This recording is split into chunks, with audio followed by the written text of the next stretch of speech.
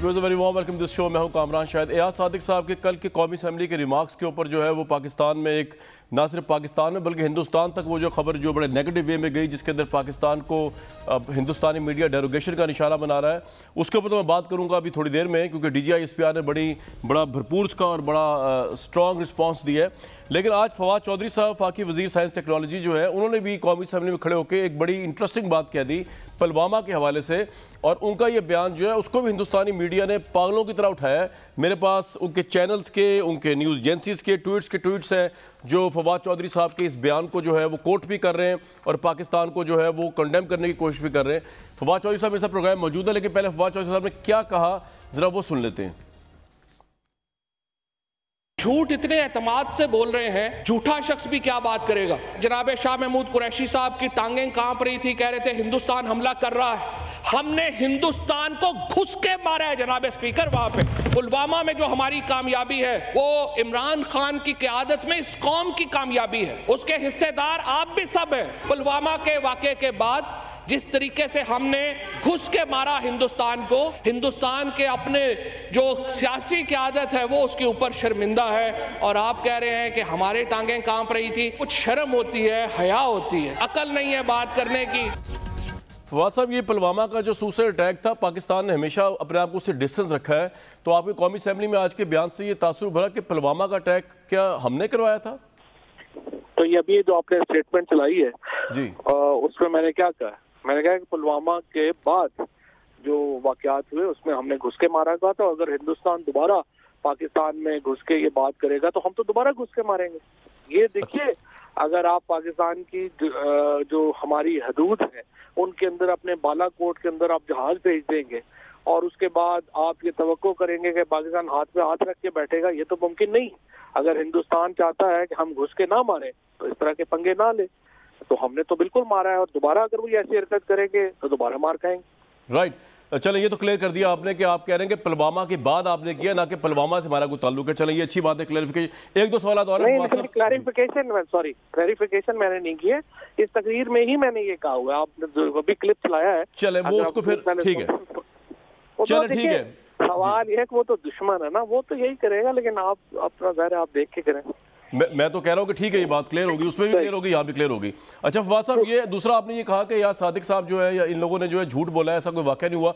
ये वाक़या ये आपके सामने हुआ था, शाह महमूद का जो बयान है, और ये या अगर ऐसा वाक़या नहीं हुआ तो यार सादिक को क्या ज़रूरत थी? तो बड़ा एंटी स्टेट बयान है जो पाकिस्तान, अगर ऐसा हुआ भी था खुदा न खास्ता, तो ये तो बात कहने वाली बात ही नहीं है। हालांकि हमें पता है ऐसा नहीं हुआ, DGI-SPR ने भी आज तरदीद कर दी उसकी, लेकिन ऐसा क्यों, इस लेवल तक क्यों गई है नून लीग के यार सादिक साहब आपके नज़दीक? देखें, मैं खुद उस मीटिंग में मौजूद था जो ये मीटिंग हुई थी, जहाँ पे ये अपोजिशन को भी बुलाया गया था और आर्मी चीफ थे। कोई ऐसी बात ही नहीं हुई थी।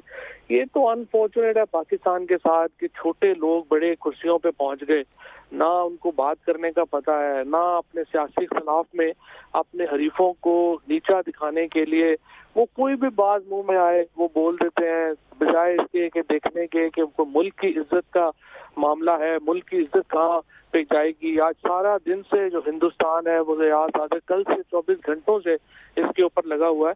तो उससे तो फिर जाहिर है, एक तो वो तो जाहिर है वो दुश्मन है, वो तो ऐसे ही उठाएंगे करेंगे, लेकिन इन्होंने तो बड़ी ही ज्यादती की और एक ऐसा मन घड़त किस्म का नैरेटिव और बयानिया बनाया।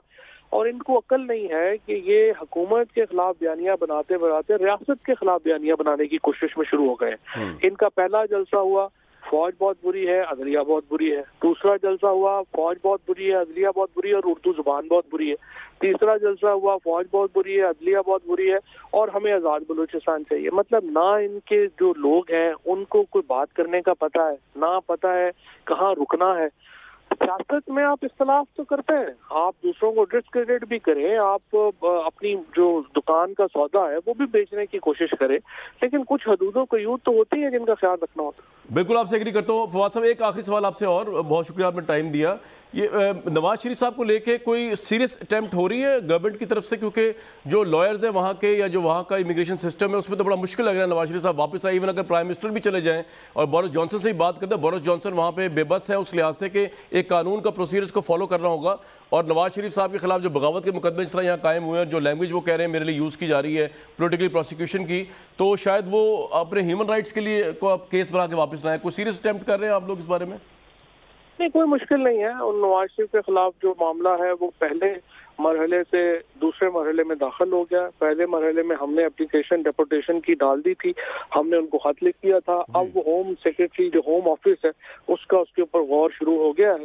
اور جس طریقے سے اس وقت یو کے کی ایک پوری دنیا میں بن رہا ہے کہ وہ منی لانڈرنگ کا ہب بن گیا ہے, پوری دنیا سے لوگ وہاں آتے ہیں, اس کے اوپر ان کی اپنی پالیسی بھی اب یہی ہے کہ کرمنلز کو وہ وہاں پہ نہیں رکھ رہے. تو میرا خیال نواز شریف صاحب کو انشاءاللہ وہ 15 جنوری سے پہلے بھیج دیں گے واپس. رائٹ, بہت شکریہ فواد صاحب, ہمارے ساتھ موجود تھے. 15 جنوری سے پہلے آپ کہہ رہے ہیں نواز شریف صاحب واپس بھیج دیں گے. ملیکہ بخاری صاحبہ, بیرسٹر محسن رانجھا صاحب, لیفٹیننٹ جنرل ریٹائرڈ امجد شعیب صاحب پروگرام موجود ہے. لیکن اس سے پہلے میں آج آپ کو پریس کانفرنس کی ایک کلپ سنوا دیتا ہوں. D G I S P R نے بڑی اسٹرانگ گفتگو کی اور ایاز صادق صاحب کے اس بیان کو بالکل من گھڑت اور رد کیا, جس کے اندر جس کی پاکستان ہندوستانی میڈیا میں پاکستان کی بڑی ہرزہ سرائی ہو رہی ہے اور بڑا مذاق ہو رہا ہے اس اسٹیٹمنٹ کو لے کے. سیاق و سباق سے ہٹ کے کیا جائے یا ویسے کیا جائے, اسٹیٹمنٹ جو تھی بہت ڈیمیجنگ تھی.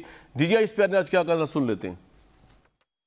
ایسا بیان دیا گیا جس میں قومی سلامتی سے منسلک معاملات کی تاریخ کو مسخ کرنے کی کوشش کی گئی. پلوامہ واقعے کے بعد پاکستان کے خلاف جارحیت کی, جس میں نہ صرف انہیں منہ کی کھانی پڑی بلکہ انہوں نے پوری دنیا میں ہزیمت اٹھائی. دشمن کے جہاز جو بارود پاکستان کے عوام پر گرانے آئے تھے, ہمارے شاہینوں کو دیکھتے ہی بدحواسی میں خالی پہاڑوں پر پھینک کر چلے گئے. اس کے جواب میں پاکستان نے اعلانیہ ہندوستان کو دن کی روشنی میں دشمن کے 2 جنگی جہاز بھی مار گرائے. ونگ کمانڈر ابھینندن کو گرفتار کر لیا گیا. ہمیں ہندوستان کے خلاف واضح فتح نصیب ہوئی. ونگ کمانڈر ابھینندن کی رہائی اور ایک ذمہ دار ریاست کے میچور رسپانس کے علاوہ کسی اور چیز سے جوڑنا انتہائی افسوسناک اور گمراہ کن ہے. یہ دراصل پاکستانی قوم کی ہندوستان پر واضح برتری اور فتح کو متنازع بنانے کے مترادف ہے, اور یہ چیز کسی بھی پاکستانی کے لیے قابل قبول نہیں. ایسی منفی بیانی کی براہ راست قومی سلامتی پر اثرات ہوتے ہیں, اور ان چیزوں کا دشمن انفارمیشن ڈومین میں بھرپور فائدہ اٹھا رہا ہے, اور اس کی جھلک آج آپ سب انڈین میڈیا پر دیکھ سکتے ہیں. یہی بیانیہ ہندوستان کی شکست اور ہزیمت کو کم کرنے کے لیے استعمال کیا جا رہا ہے. رائٹ, بیرسٹر محسن رانجھا صاحب, پارٹی ایفیلیشن سے بلند ہو کے مجھے بتائیے کہ ایاز صادق صاحب کی جو سٹیٹمنٹ ہے, obviously کیا اس کو آپ کی پارٹی بھی کنڈیم کرتی ہے؟ آپ نے جس طرح D G I S P R نے ایک جملے میں ایک بڑی زبردست بات کی کہ پاکستان کی فتح کو آپ لوگوں نے آپ لوگوں نے نہیں, ایاز صادق صاحب کی سٹیٹمنٹ نے جو ہے وہ متنازع بنا دی ہے, تو آپ اس کے ساتھ تو نہیں کھڑے ہوئے کہ آپ کھڑے ہوئے اس سٹیٹمنٹ کے ساتھ جو انہوں نے بیان دیا ایاز صادق صاحب نے؟ رانجھا صاحب دیکھیے, میری بات سنیں کہ نہ تو میں اس میٹنگ میں موجود تھا اور نہ ہی مجھے کوئی اس واقعات کا علم ہے. ایک بات یہ ہے کہ میں اس چیز کا قائل ہوں کہ میں یہ جب سے گفتگو ہوئی ہے ہماری یہ رائے رہی ہے کہ جب سے یہ غداری کے سرٹیفکیٹس بانٹے جا رہے ہیں اور اداروں کے ساتھ تعلقات کے حوالے سے گفتگو جاری ہے اور این آر او کے نعرے لگائے جا رہے ہیں, اور پھر اس کے بعد میٹنگز کا جو انڈور میٹنگز ہوتی ہیں ان کا ریفرنس دے کے اپوزیشن کو لتاڑنے کی جو کوشش کی جاتی ہے, یہ پروووکیشن جو ہے, یہ انسٹیگیشن جو ہے, یہ ساری کی ساری آتی ہے گورنمنٹ کی طرف سے. یہ گورنمنٹ کی طرف سے کس طرح آتی ہے؟ دیکھیے, شیخ رشید صاحب نے ایک بیان جاری کیا کہ جی بی کے, اب مجھے پتا ہے, یہ سب کو پتا تھا کہ یہ جو میٹنگ ہو رہی ہے اس میں ہم نے آگے ملائمل طے کرنا ہے, کیونکہ ہمارے سیکیورٹی کنسرنز ہیں اور ہم نے اس کو ایک اچھے طریقے سے لے کے چلنا ہے, جس میں سیاست ایک طرف ہے لیکن جہاں پہ ملکی سالمیت کا سوال ہوتا ہے وہاں پر ہم سارے اکٹھے ہیں ملکی سالمیت کے اوپر, کسی میں کوئی اختلاف نہیں. جب ملکی سالمیت کے حوالے سے ایک میٹنگ ہوتی ہے تو شیخ رشید صاحب ایک خود ساختہ جو سپوکس پرسن بن کے سامنے آ جاتے ہیں اور وہ اس میٹنگ کے حوالے جات دیتے ہیں, گفتگو بتاتے ہیں. لیکن رانجھا صاحب مجھے ایک بات بتائیے کہ میں کہتا ہوں گورنمنٹ نے بڑی زیادتی کی ہوگی آپ کے ساتھ, یہ بات اٹھائی ہے رانجھا صاحب گورنمنٹ نے بڑی زیادتی کی ہوگی, پرووک کیا ہوگا, لیکن یہ جو بیان ہے یہ تو پاکستان کے لیے ڈیمیجنگ ہے یار. یہ تو آپ کو یہ دیکھنا چاہیے کہ آپ گورنمنٹ کے استحصی کریں, یہ ملیکہ بخاری صاحبہ بیٹھی ان کی پالیسیز کی دھجیاں اڑا دیں, لیکن پاکستان کے طرف بات آنے دیں. جی پلیز.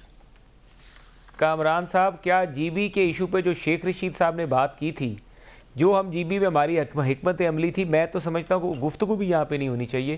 کیا اس سے ہمارے کاز کو نقصان نہیں پہنچا؟ مجھے یس اور نو میں جواب دیں.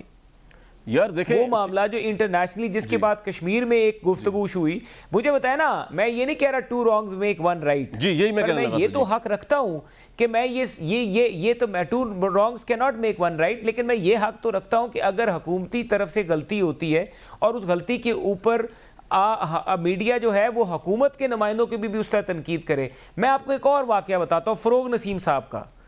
فروغ نسیم صاحب نے قائمہ کمیٹی کے اجلاس میں کلبھوشن والے آرڈیننس کے میٹنگ کے دوران ایک الزام لگایا مسلم لیگ نون کے اوپر۔ میں نے ٹیلی فون پہ اٹارنی جنرل اس وقت کے جو تھے یا special assistant to prime minister تھے ان سے کلیریفیکیشن لے لی، بٹ اگر میں وہ ڈسکشن وہاں پہ میٹنگ میں کرتا تو مجھے پتا تھا کہ وہ ملکی سالمیت کا بات ہے۔ 2018-16 میں بھی نیشنل سیکیورٹی تو وہی تھی جو پاکستان کی آپ ساری وہی باتیں کر رہے ہیں، آپ وجہ فرما رہے ہیں کہ آپ یہ نہ کرتے، اور آپ شیخ رشید صاحب کا بھی کہہ رہے ہیں کو نہیں کرنا چاہیے تھا۔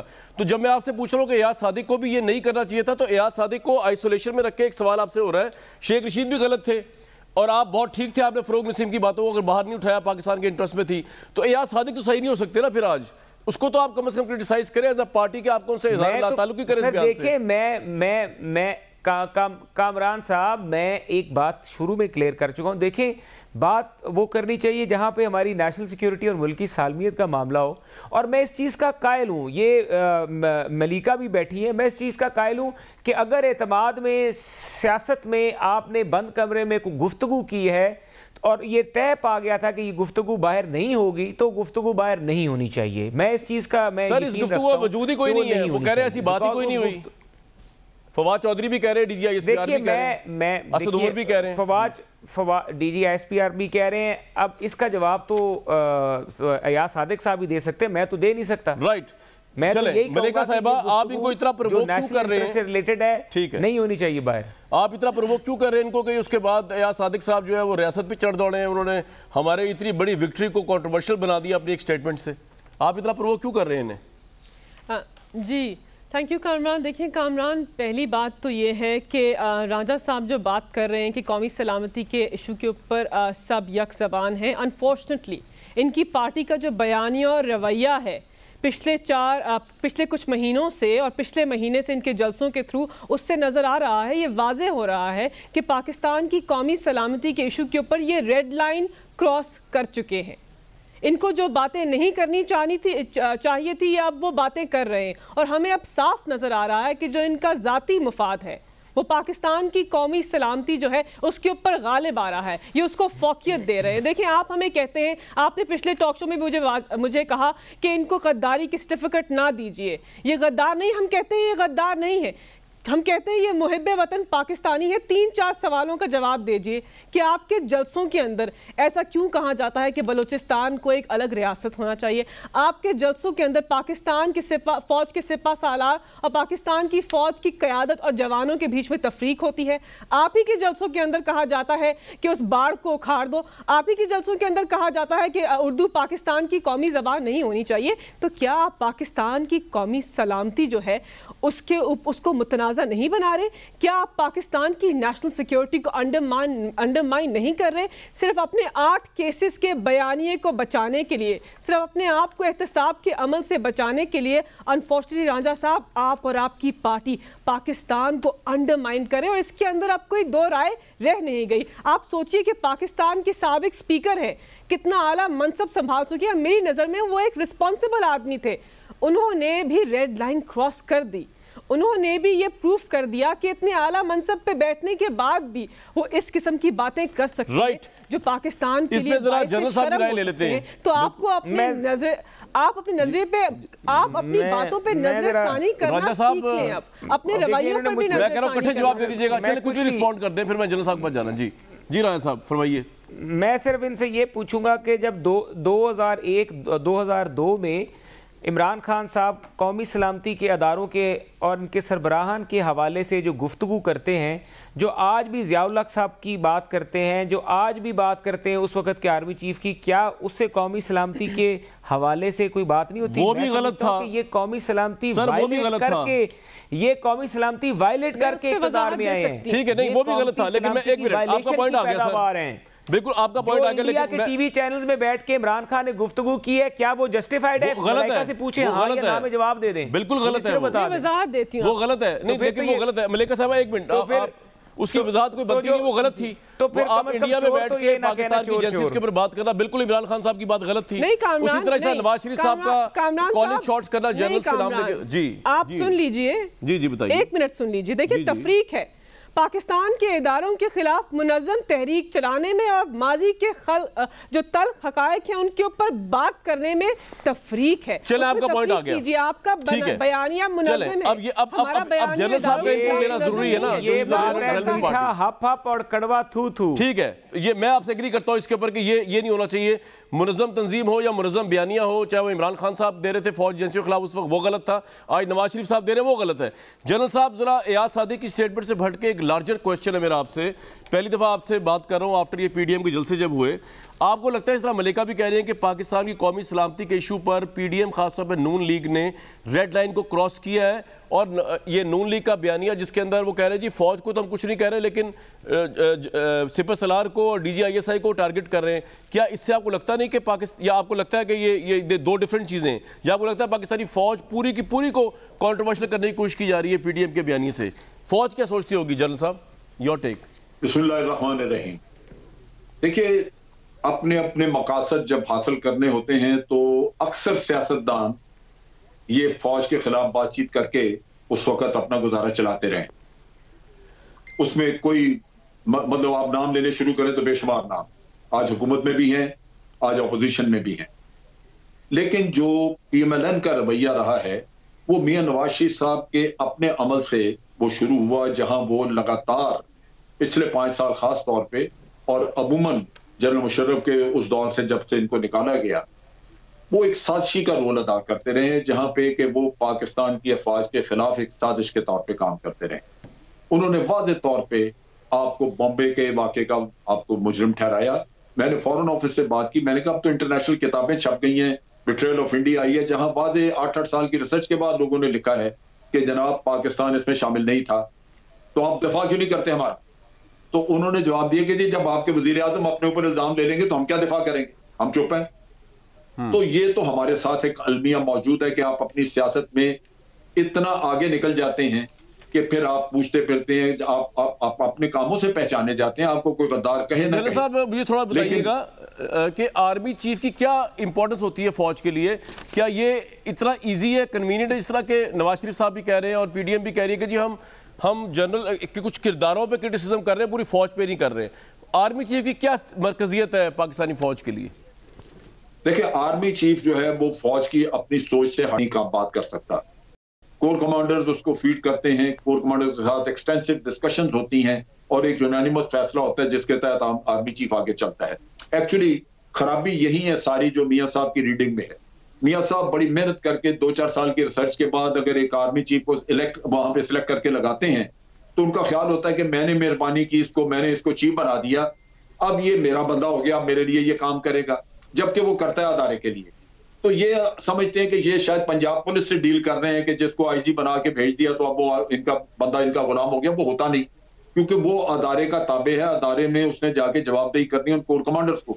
یہی قصہ ہوا تھا اس میں، جہاں آپ کو یاد ہوگا کہ آصف غفور نے ایک ٹویٹ ایسی کر دی تھی جس میں اس نے کہا تھا کہ اٹ از ناٹ ایکسیپٹیبل. یہ مسئلہ یہی تھا کہ وہ کور کمانڈر کے سامنے جب یہ گئے تو باجوہ صاحب بڑے عرصے سے کہہ رہے تھے کہ پرائم منسٹر نے انکوائری آرڈر کی بھی ہے، اس پہ ایکشن ہوگا، یہ لوگ اس میں ذمہ دار ہیں. لیکن جب آیا اصل قصہ تو آپ نے کہا جی پرویز رشید کے خلاف تو ہم نے پہلے ایکشن کر لیا تھا، باقیوں کے خلاف ایکشن نہیں. تو وہ انہوں نے کہا جی ایکسیپٹیبل نہیں، جو کہ کنڈیم کیا گیا، صاحب ہم نے بھی کیا. لیکن چیز یہ ہے کہ باجوہ صاحب یہ رو رہے تھے کہ میں کور کمانڈروں کو کہتا ہوں کہ ایکشن ہوگا، تو پرویز رشید کے خلاف تو ایکشن انہوں نے ایکشن ہو نہیں رہا. تو پرویز رشید کے خلاف تو ایکشن کیا ہوا تھا انہوں نے انکوائری سے پہلے، پھر انکوائری آرڈر کرنے کی ضرورت کیا تھی اگر آپ نے باقی لوگوں کو اسی طرح ہی چھوڑ دینا، ان پہ ایکشن نہیں کرنا. تو یہ وہ چیزیں ہیں جو کہ سر ریڈ لائن کراس کر رہا ہے پی ڈی ایم آپ کے نزدیک؟ جو جلسے آپ نے 3 دیکھیں قومی سلامتی کو لے کے، یہ دیکھیں یہ جو واقعہ ہوا یہاں پہ گجرانوالہ میں اور پھر اس کے بعد یہاں پہ کوئٹہ والا، یہ تو بہت ریڈ لائن انہوں نے کراس کی ہیں. یہ تو ملک کو بالکل آپ سر ایک بریک کے بعد تفصیلاً بات کریں گے. اگر تو نواز شریف صاحب اور نون لیگ کی ریڈنگ غلط ہے تو میں رانجھا صاحب سے پوچھوں گا کہ پھر بیسکلی آپ اس الائنس کو کہاں لے کے جا رہے ہیں، اور آپ جو دعویٰ کر رہے ہیں جنوری اور دسمبر تک کا حکومت کو کھاڑ پھینکیں گے، کوئی جمہوری طریقہ تو نظر آ نہیں رہا، اور اگر آپ اداروں کے ساتھ لڑائی لڑنے کے بعد آگے لے جانا چاہ رہے ہیں تو پھر کیوس ہے، یہ تو بہت بڑا کیوس ہے۔ ایک بریک کے بعد ہی واپس آتے ہیں۔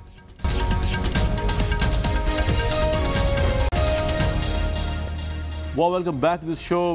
لانجہ صاحب، آپ کہہ رہے ہیں جنوری تک اس حکومت کو فارغ کر دیں گے۔ فواد چودھری صاحب میرے پروگرام میں بھی کہہ کے گئے کہ 15 جنوری سے پہلے نواز شریف صاحب کو واپس لے آئیں گے۔ اگر وہ واپس آئے تھے تو ساری تحریک تو ختم ہو جائے گی، اگر وہ جیل چلے جاتے ہیں، یا پھر بھی جاری رہے گی۔ اور دوسرا یہ کہ آپ اس کو فارغ کس طرح کریں گے گورنمنٹ کو؟ آپ کے پاس تو اور کوئی پولیٹیکل طریقہ نہیں ہے اس کے علاوہ کہ ووٹ آف نو کانفیڈنس لایا جائے، اس کے آپ کے پاس نمبر نہیں ہے۔ رانجھا صاحب دیکھیے، میں آپ کو ایک بات بتاؤں۔ پہلی تو بات یہ ہے کہ مجھے فواد چودھری صاحب لاء کے اسٹوڈنٹ بھی ہیں، وکیل بھی ہیں، میں حیران ہوا ہوں کہ وہ کس طرح سے یہ کہہ رہے ہیں کہ وہ نواز شریف صاحب کو واپس لے آئیں گے۔ کوئی ایگریمنٹ نہیں ہے، کوئی بات نہیں ہے، ہوم آفس کا ڈومین ہے، نہ وہ پاکستان ہے، نہ وہ وزیر اعظم اس طرح کا ہے بورس جانسن جو کبھی عدالت کا رول ازیوم کر لیتا ہے، کبھی وہ جمہوریت کا رول ازیوم کر لیتا ہے، کبھی وہ فوج کا رول ازیوم کر لیتا ہے، کبھی وہ چیئرمین نیب بن جاتا ہے۔ وہ بورس جانسن ہے، وہ ایک ایسے معاشرے کا یا ایک ایسے ملک کا وزیر اعظم ہے جہاں پہ قانون کا احترام ہے۔ اب دوسری بات پہ آ جائیے، جو آپ نے کہی کہ جنوری تک ہم کریں گے۔ جنوری میں دیکھیے، حکومت کو گرانا مقصد نہیں ہوتا۔ اگر آپ ان پی ٹی آئی کی حکمت عملی دیکھیں تو یہ پہلے سال 126 دنوں کا انہوں نے دھرنا دیا، پھر لاک ڈاؤن 2 ہوا، پھر لاک ڈاؤن 3 ہوا، حکومت نہیں گرا سکے نا، یہ تحریک چلی، پھر ڈیفرنٹ ایشوز ہوئے، پھر جلسے ہوئے۔ دیکھیے گرا نہیں سکے، لیکن آپ کو میں ایک بتاتا چلوں بات کی چیزیں انفولڈ ہوتی ہیں، غلطیاں ہوتی ہیں، آپ فیل نہیں کرتے، پریشرز بلڈ اپ ہوتے ہیں۔ جس طرح ایک پریشر بلڈ اپ ہوا گورنمنٹ پہ قاضی فائز عیسیٰ کے کیس میں، گورنمنٹ پہ پریشر بلڈ اپ ہو گیا انفلیشن کا، مہنگائی کا، گورنمنٹ پہ پریشر بلڈ اپ ہو رہا ہے ملک میں لا قانونیت کا، لا اینڈ آرڈر کا، پور گورننس کا، یہ پریشر بلڈ اپ ہو رہا ہے۔ یہ بوائلر جب پھٹتا ہے نا، پاکستان میں تو کبھی ان پریشرز کے آگے آگے حکومت کہیں نہ کہیں چلے جاتے ہیں، کبھی بھی نہیں دیا۔ آپ کو میں بتا رہا ہوں، آپ دیکھیے آج ان کے نور عالم صاحب نے جو کھڑے ہو کے فلور آف دا ہاؤس تقریر کی ہے، وہ تقریر وہ پریشر ہے۔ اور کیا آپ کا خیال ہے کہ یہ تقریر جو ہے یہ صرف تقریر کی حد تک چیزیں ہیں؟ آپ ان کی پیچھے صفوں میں بیٹھے ہوئے بندوں کے ساتھ جا کے گفتگو کریں، سوائے چند ایک لوگ جو بینیفیشری ہیں، جو وزارتیں لے کے بیٹھے ہوئے ہیں یا کوئی عہدے لے کے بیٹھے ہوئے ہیں، ان کے علاوہ جو ان کی general M P As M N As ہیں، نہ ان کے پاس ڈیولپمنٹ کے کوئی فنڈز ہیں، نہ وہ حلقے میں لوگوں کو منہ دکھا سکتے ہیں، نہ وہ عوام کو ڈیلیور کر سکے ہیں، تو ان کے اوپر عوام کا بڑا پریشر ہے، وہ ڈس ہارٹ ہو گئے ہیں۔ جس وقت کوئی اچھی موو چلی تو کانسٹیٹیوشنل طریقے کے ساتھ ہمارے پاس بڑی آپشنز ہیں اس گورنمنٹ کو۔ نہیں وہ کیا ہے، آپ کہتے ہیں نور عالم صاحب یا اس طرح کے ایم این اے جو بدل ہو گئے ہوئے ہیں آپ کے مبینہ طور پہ، وہ آپ کے ساتھ مل جائیں گے اور ووٹ آف نو کانفیڈنس ہو جائے گا، یہ آپ کے ذہن میں اسٹریٹجی ہے؟ اب دیکھیے، جس دن عمران خان صاحب کی اب کافی حد تک لوگ دیکھ چکے ہیں کہ اگلی دفعہ پلکوں سے اخروٹ توڑنے والی بات ہے جس نے تحریک انصاف کو اگر الیکشن جتوانا ہے، یہ اتنا مشکل ہے تحریک انصاف کو اگلی دفعہ۔ لیکن سر آپ یہ وہ تو الیکشن کی باری جب آئے گی جب یہ حکومت جائے گی وقت سے پہلے، تو آپ وہ مجھے ابھی تک بتا نہیں سکے، لیکن آپ کی یہ بات صحیح ہے کہ آج حکومتی ایم این ایز جو ہیں ان کی مہنگائی کا رونا انہوں نے رویا۔ اور ملیکہ صاحبہ، میں چاہوں گا کہ ڈیفینس کے معاملات تو جنرل صاحب بھی دیکھ رہے ہیں اور فوج بھی دیکھ رہی ہے، آپ ذرا ریئل ایشو دیکھ لیں، آپ کے اپنے ایم این ایز جو ہے وہ کیا کہہ رہے ہیں، سنوائیں جی۔ 94 ادویات کی قیمتوں میں 510% تک اضافہ ہوا ہے۔ آپ بے شک 2021 تک کیپ کر دیں، لیکن یہ جو 500% تک اضافہ ہو اس کا کون جواب دے گا؟ لوگ دوا خریدنے کی پوزیشن میں نہیں رہے ہیں، اور ہم اگر یہ کہتے ہیں کہ ہم سے پہلی حکومتوں نے یہ غلط کام کیا تھا، تو ہمارے اس 2 سال کے دور میں یہ 3 دفعہ ہوا ہے کہ 3 دفعہ ہم نے قیمتیں بڑھائی ہیں۔ غریب پہ ظلم ہو رہا ہو اور نان الیکٹڈ بندے عوام کی رائے کے بغیر کوئی چیز مہنگی کر رہے ہو اور ہم اس پہ خاموش ہو جائیں۔ جب آپ نے پرائسز زیادہ کر دیے تو انڈیا کی 2 نمبر دوائیاں تو یہاں پہ آئیں گی، ان مارکیٹوں پہ آپ چھاپے نہیں مار رہے ہیں۔ کیا ہمیں یہ بتا سکتے ہیں وہ جو بھی وہ نان الیکٹڈ آ جاتے ہیں وہ اپنا کام کر کے عمران خان کے نام پہ وہ کر کے چونا لگا کر چلا جاتا ہے؟ تقریباً 260% اضافہ ہوا ہے، 12,000 ٹوٹل میڈیسن اس سے قیمتوں میں اضافہ ہوا ہے۔ ہم عوام کو مجبور کر رہے ہیں کہ وہ اپنی ڈوز کم کر دیں دوائی کی، یا میڈیکل سٹور سے چھوٹی موٹی ڈسپرین لے کر گزارا کریں، یا پھر درباروں پہ جا کر دم درود کروائیں۔ ملیکہ صاحب، تو آپ کی اپنے ایم این ایز جو ہے وہ آپ کے خلاف کھل کے بول رہے ہیں اور صحیح بول رہے ہیں، رائٹ فلی بول رہے ہیں، تو اپوزیشن کچھ کرنے کی ضرورت ہی نہیں ہے، یہ تو آپ کے خلاف ہی یہ کمپین پارٹی کے اندر شروع ہو گئی ہے مہنگائی کو لے کر ہی۔ جی دیکھیں کامران، پہلی بات تو جو آپ کا ویو ہے کہ ڈیفنس کے ایشوز دیکھ رہے ہیں جنرل صاحب اور افواج، جو قومی سلامتی کا ایشو ہوتا ہے یہ ممبران پارلیمنٹ اور عوامی نمائندوں کے لیے بہت اہم ایشو ہوتا ہے، اس پر ہمیں ہمیشہ بات کرنی چاہیے۔ دوسری بات، جہاں تک آپ راجہ صاحب بات کر رہے تھے کہ برٹن ایک ایسی کنٹری ہے جو قانون کو فالو کرتے ہیں، بالکل یقیناً قانون کو فالو کرتے ہیں، اور وہ یہ بھی جانتے ہیں کہ پاکستان کے سابق وزیر اعظم نااہل ہیں، اشتہاری ہیں، مجرم ہیں، اور ان کی ملک کے اندر پناہ لے رہے ہیں، تو انشاءاللہ ہم وہ سارے ڈپلومیٹک اور قانونی راستے استعمال کریں گے جس سے عوام کے مجرم کو ہم پاکستان میں واپس لے کے آئیں گے۔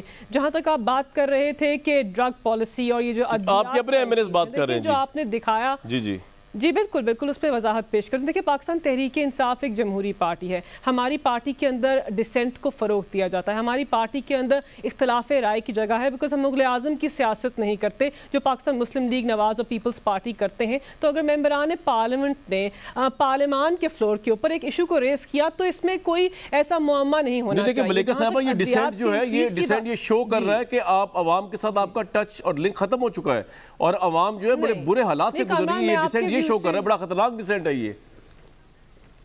نہیں، میں آپ کے ویو سے اگری نہیں کرتی۔ دیکھیں پہلی بات تو ادویات کا جو انکریز ہے، یہ 2018 کی جو ڈرگ پالیسی ہے اس کے مطابق ہمیں سفارشات آئی تھی، ہم نے ادویات کے انکریز کو ریشنلائز کیا۔ پاکستان مسلم لیگ نواز ہمیں یہ ورثے میں دے کر گئے تھے، ان کے بہت ایسے سارے وراثت میں جو انہوں نے مسٹیکس کی تھی، غلطیاں کی تھی، ان کو ہم بہتر کرنے کی کوشش کر رہے ہیں۔ اور جو ہمارا سرکولر ڈیٹ کا ایشو ہے وہ بھی ان کا دیا ہوا ایشو تھا، تو بہت سارے ایشوز کو ہم ٹھیک کر رہے ہیں، اور ڈرگ پالیسیز اور ادویات کا انکریز بھی اس کے اندر آتا ہے۔ اور جہاں تک محسن راجہ صاحب بات کر رہے تھے کہ ہماری پارٹی جو ہے صحیح وقت کے اوپر ہمارے ممبران پارلیمنٹ جو ہیں وہ ووٹ دیں گے یا کچھ آئینی طریقہ اپنائیں گے پاکستان تحریک انصاف کی حکومت کے خلاف، مجھے لگتا ہے کہ انہیں کوئی گمان ہے، یہ نہیں جانتے کہ پنجاب اسمبلی کے اندر ان کے ممبران پارلیمنٹ وزیر اعلیٰ پنجاب سے مل رہے ہیں، وہ بتا رہے ہیں کہ ہماری قیادت ہمیں چھوڑ گئے ہیں، ہم اپنی پارٹی سے نالاں ہیں، خدا را ہماری مدد کیجئے۔ تو اپنی پارٹی کی صفوں میں دیکھیے یہ آپ کا پوائنٹ آ گیا جی، پنجاب کو لے کے آپ کا پوائنٹ آ گیا، آپ کا پوائنٹ آ گیا۔ لوگ ہیں جو پاکستان تحریک انصاف سے ملتے ہیں۔ ایک بات کروں گا جی کوئکلی، پھر میں جنرل صاحب کے پاس جانا۔ جی میں یہ کہوں گا اگر یہ اتنے پریشان نہیں ہے اور پنجاب پہ ان کو بڑا یقین ہے اور اپنے لوگوں پہ، تو انہوں نے آج کیوں مطالبہ رکھا ہے کہ سینٹ کا الیکشن شو آف ہینڈز پہ ہونا چاہیے؟ ٹھیک ہے، لیکن آپ بھی سارا کچھ سینٹ کے الیکشن کے لیے تو نہیں کر رہے ہیں نا، میرا خیال سے کہ کر رہے ہیں کہ سینٹ میں کی اکثریت نہ آ جائے۔ لیکن راجہ بھائی مجھے سمجھ نہیں آئی، آپ کی اکثریت ہونے کے باوجود آپ لا پاس نہیں کروا پاتے اپنی مرضی کا، تو اکثریت ہو نہ ہو کیا فرق پڑتا ہے آپ کو؟ چلیں اس نوٹ میں دیکھیے ہماری اکثریت سے ان کے 20-25 لوگ جو تھے، ان کے 20-25 لوگ بھی مسنگ ہیں، اور بل ان کی طرف سے آج بابر اعوان صاحب نے پیش کیا ہے، اس کا مطلب ہے ان کو شک ہے اپنے ممبران پہ کہ وہ ان کو جنرل صاحب کے پاس جاؤں گا۔ جنرل صاحب آپ کے نزدیک یہ جو پی ڈی ایم کا سارا وہ ہے شکوہ، وہ شکوہ بھی کرتے ہیں مولانا فضل الرحمان، وہ شکوہ یہ بھی کر رہے ہیں کہ جی اسٹیبلشمنٹ جو ہے وہ بہت زیادہ ان کے ساتھ کھڑی ہوئی ہے، ان کے ناجائز کاموں کے ساتھ کھڑی ہوئی، سیاسی ناجائز کام، مہنگائی ہے، کچھ اور ہے، تو وہاں پہ بھی ان کو سپورٹ دے رہی ہے۔ آپ کو لگتا ہے کہ یہ ایک شکوہ جو کرنا اسٹیبلشمنٹ سے یہ جائز ہے یا ناجائز تک جائے گا؟ کیا اسٹیبلشمنٹ سوچے گی کہ یار کس حد تک ہم اس گورنمنٹ کے ساتھ کھڑے ہوں، کیونکہ آپ کے سامنے اکنامک پالیسیز تو ابھی تک فلاٹ چل رہی ہیں، مہنگائی پہ قابو نہیں پایا جا سکا؟ جنرل صاحب دیکھیے کامران، بات یہ ہے کہ مہنگائی پہ قابو نہیں پایا، میں بڑا حیران ہوا اور سن کے خوشی بھی ہوئی کہ پی ٹی آئی کے لوگوں نے یہ نقطہ اٹھایا جو اپوزیشن کو اٹھانا چاہیے جی، کہ جناب یہ دوائیاں مہنگی ہو گئی، یہ ہو گیا، یہ عوام کا دکھ ہے، اس کو نپٹانے کی بجائے یہ جو ہے یہ سارا دن فوج کو نشانہ بناتے رہتے ہیں۔ صحیح، یہ اپنا قبلہ اگر درست کریں تو عوام کی خدمت ہوگی، عوام کو شوق ہے۔ دوسری بات یہ ہے کہ اگر آپ کہیں کہ جی فوج کام کرے، میں آپ کو 100% یقین سے کہتا ہوں کہ پچھلے دور میں میاں نواز شریف کے دور میں بھی یہی ایک سٹانس تھا کہ جناب آپ نے آئینی دائرے میں رہ کے حکومت جو کہے گی کرنا ہے۔ اور اس کی بہت بڑی مثال آپ کو میں دوں کہ جب ڈان لیکس کا قصہ ہوا تھا تو یہ ڈیبیٹ تھی کہ ڈان لیکس میں جو لوگ ملوث ہیں اگر آپ حکومت کو کہیں تو حکومت نہیں کرے گی اس پہ کچھ بھی، آئی ایس آئی کو انویسٹیگیشن کر کے تو اس میں سے اصل مجرم نکالنے چاہیے۔ صحیح، لیکن پھر بھی میں نے ڈسکشن میں یہ سنا کہ یہ فوج نے فیصلہ کیا جانتے ہوئے کہ یہ ہم اصل لوگوں تک نہیں پہنچ سکیں گے، اس کے باوجود فیصلہ کیا کہ نہیں، ملک کے وزیر اعظم جو ہیں ان کو اختیار دینا چاہیے، یہ ان کا اختیار ہے، ہی از دی مین، اور جا کے کہا سر آپ انکوائری کروائیں۔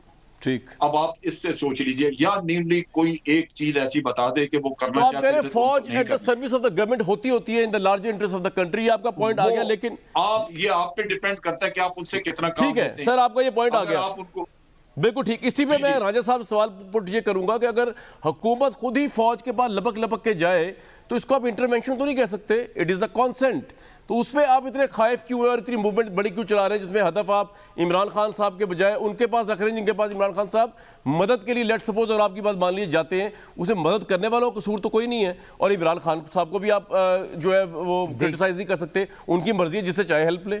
ایک بریک لوں گا جی۔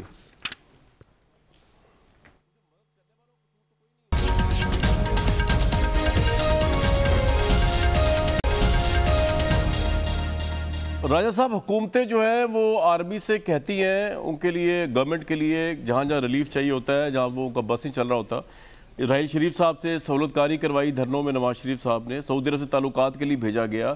اس کے علاوہ شاہد خاقان عباسی صاحب آپ کے پرائم منسٹر تھے، انہوں نے فیض آباد دھرنا ختم کرنے کے لیے جنرل فیض کو کہا، ان کا ایگریمنٹ پہ سائن موجود ہے۔ تو اگر پاکستان کے جو موجودہ پرائم منسٹر ہے وہ بھی آرمی چیف سے یا فوج سے مدد لیتے ہیں گورنمنٹ کو چلانے کے لیے، یا ملکی معاملات کو کہیں بھی جب پھنس جاتے ہیں، ابھی نئے نئے آئے، تو اس میں اتنی بڑی کمپین کرنے کی کیا ضرورت ہے پی ڈی ایم کو کہ آپ کہیں گے ہم اکھاڑ پھینکیں گے، اسٹیبلشمنٹ کا رول نہیں چاہیے؟ یہ تو ایک ریئلٹی ہے اس ملک کی۔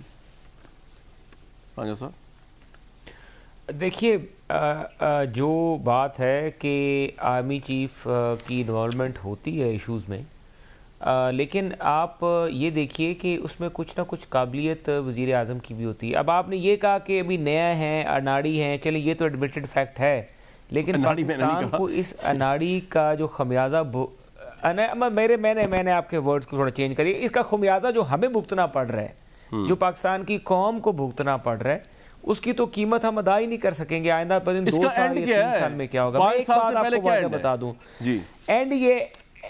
اینڈ اس کا میں آپ کو بتا دیتا ہوں کہ پہلے آرمی چیف سے مدد لیتے ہیں اور پھر آرمی چیف کے اوپر اعتراض کرتے ہیں، ایک ٹاک شو میں جا کے کہتے ہیں کہ جی آرمی چیف نے کیوں ملاقات کی۔ آرمی چیف سے کہتے ہیں کہ جب پاکستان بھارت کشیدگی ہوتی ہے تو آرمی چیف کو جا کے بیٹھنا پڑتا ہے اپوزیشن کے ساتھ، عمران خان انکار کر دیتے ہیں کہ میں نہیں بیٹھوں گا۔ آرمی چیف کو بیٹھنا پڑتا ہے گلگت بلتستان کے ایشو کے اوپر، عمران خان جو ہے وہ نہیں بیٹھنا چاہتے اپوزیشن کے ساتھ۔ آرمی چیف جو ہے وہ نیشنل ایکشن پلان کے اوپر گفتگو کرنا چاہتے ہیں، فیٹف کے اوپر وہ بات کرواتے ہیں، چیزوں پہ وہ بٹھاتے ہیں۔ عمران خان صاحب میں اتنی بھی اہلیت نہیں ہے کہ یہ تمام لوگوں کو سر آپ کا پوائنٹ آ گیا۔ ملیکہ صاحبہ، آپ کچھ اسرشن دکھا رہی گورنمنٹ آپ کی یا نہیں کہ یہ معاملہ اس طرح چلتا رہے گا؟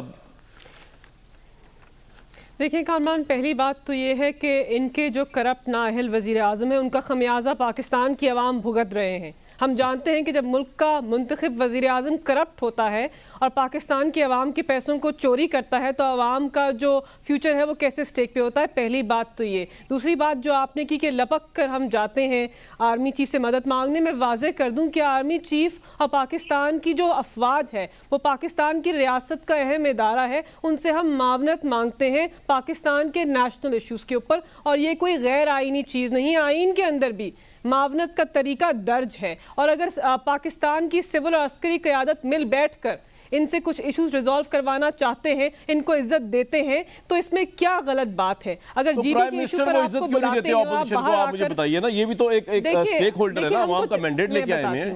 جی ہم چاہتے ہیں ان سے بات کرنا، لیکن انفارچونیٹلی جس قسم کے القابات سے رانجھا صاحب نے ابھی پکارا، اسی القابات سے پہلے دن سے وزیر اعظم کو پکار رہے ہیں، ان کی قیادت یار پرائم منسٹر نواز شریف کو گیدڑ کہتے ہیں، وہ تو برابر کی آگ لگی ہوئی ہے نا، اس میں ایسا کیا مسئلہ ہے؟ آپ بھی تو تھوڑا دیکھیں نا، ہم کہہ رہے ہیں، ہم کہہ رہے ہیں کہ آپ نے تو پہلے دن سے قیادت کو نہیں مانا، آپ نے پہلے دن سے، ہم نے تو حکومت شروع نہیں کی تو آپ نے نااہل کہہ دیا، تو ہم کہہ رہے ہیں کہ آپ کے ساتھ ٹیبل پر بیٹھنے کی گنجائش ہے۔ یہ آپ کا پوائنٹ آ گیا۔ ایک کوئکلی مجھے جنرل صاحب، یہ جو پی ڈی ایم جس طرف جا رہا ہے، آپ کیا منظرنامہ دیکھ رہے ہیں پاکستان میں؟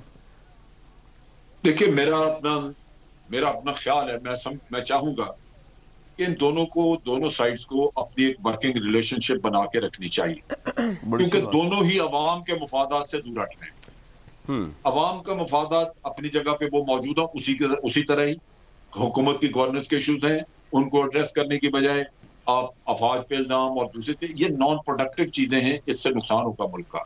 अगर आवाम के लिए काम करना है तो हुकूमत को भी आगे आने होगा एक वर्किंग रिलेशनशिप के लिए। और लेकिन सर इनको मीडिएट कौन करवाएगा? ये तो कहते हैं हमने एस्टेब्लिशमेंट का रोल मानना नहीं है, दूसरी तरफ प्राइम मिनिस्टर इनसे बात करने को तैयार नहीं, अपोजिशन इनको उखाड़ने को बैठी हुई है। मीडिएट कौन कराएगा इन दोनों के दरमियान?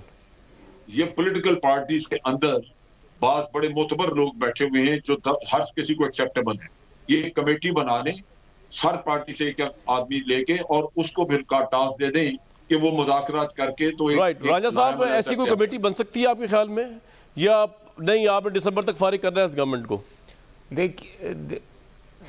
देखिए इस हुकूमत को हमने मोहलत बहुत दे दी है, लेकिन इसके बारे में ये कहूँगा कि ये अनोखा लाडला खेलन को मांगे चांद रे। अब हर दफ़ा तो चांद मिलेगा नहीं, आपको हर दफ़ा चांद नहीं मिलेगा। और मैं ये भी बता दूं कि हम तो इनके साथ बैठने के लिए तैयार हैं।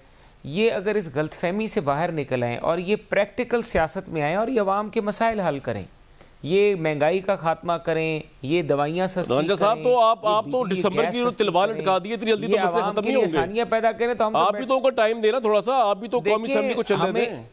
हमें देखिए बैठ के अगर चले जी, बात ये है कि आपने कहा इमरान खान साहब अनोखा लाडला है जो चांद मांगते हैं। आपको ये नहीं पता कि सूरज जहां से सबको रोशनी मिलती है वो भी इमरान खान साहब के साथ हैं।